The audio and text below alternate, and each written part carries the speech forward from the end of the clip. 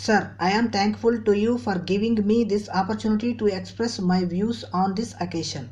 It is a rare and historic moment of pride for every Indian.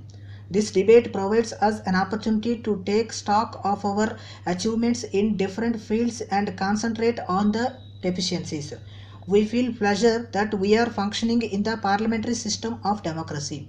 The issue that has to be considered at the present moment is whether the parliamentary system has functioned well or not in this country.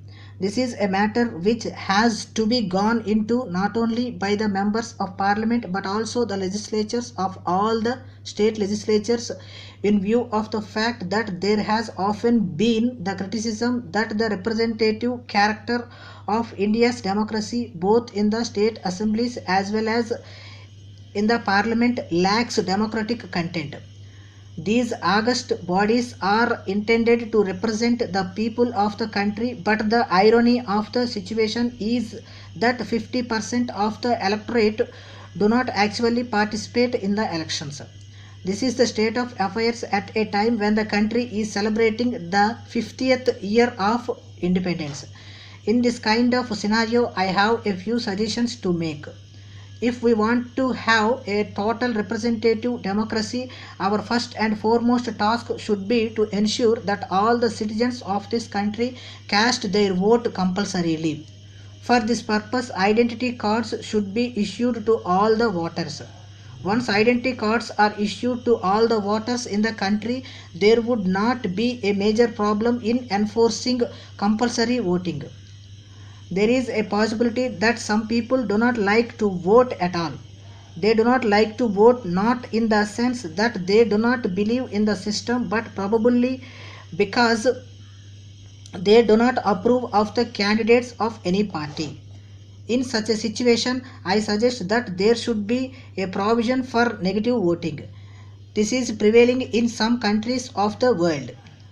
They are having compulsory voting to ensure greater representation with a provision for negative voting. The kind of system that we have today in our country only strengthens the casteist forces, the communal forces and regional forces, which will weaken the national character and tend to disintegrate our country. In view of this, there is need to have a new look at the existing system and to impart a truly national character to it. Elections are, in a sense, barometer of democracy. In the democratic setup, it is only through the conduct of elections that the principles of consent and representation are articulated and realized. Elections periodically accord legitimacy to the political system.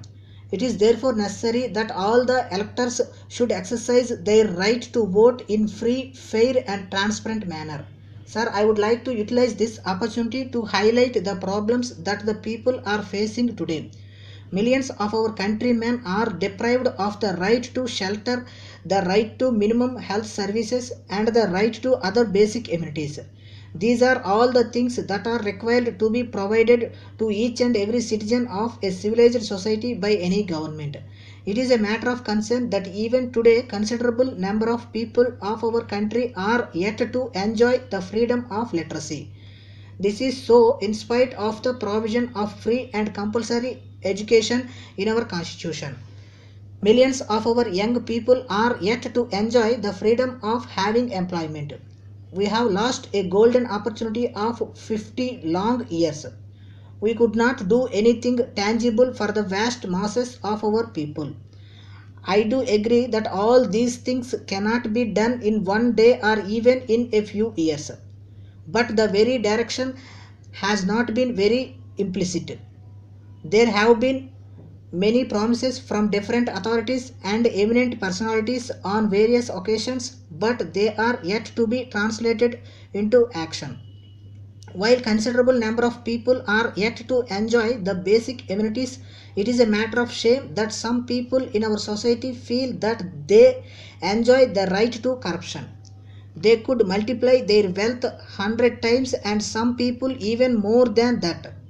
On this occasion, every one of us should look back, have an introspection and draw a concrete plan of action to fight out this evil of corruption.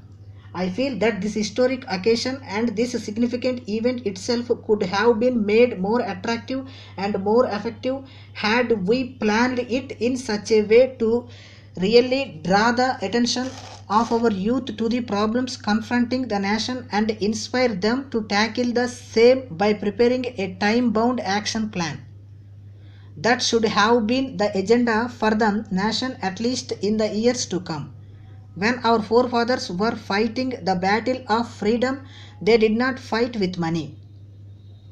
They had the will and the courage. I sometimes feel that after attaining independence, we have lost our direction somewhere. We have spent a lot on these celebrations and brought out colorful posters and beautiful banners. With one shower, all these will be thrown away in the sand and dust. With all the money that we are spending, we could have set up some schools and hospitals in some remote villages. I feel that this significant event should not come to an end with just passing of a resolution. There should be our commitment along with it. Sir, with your kind permission, I would like to pay respects on behalf of my generation to the noble martyrs who laid down their lives in the fact of the brutal tyranny by the colonial rulers.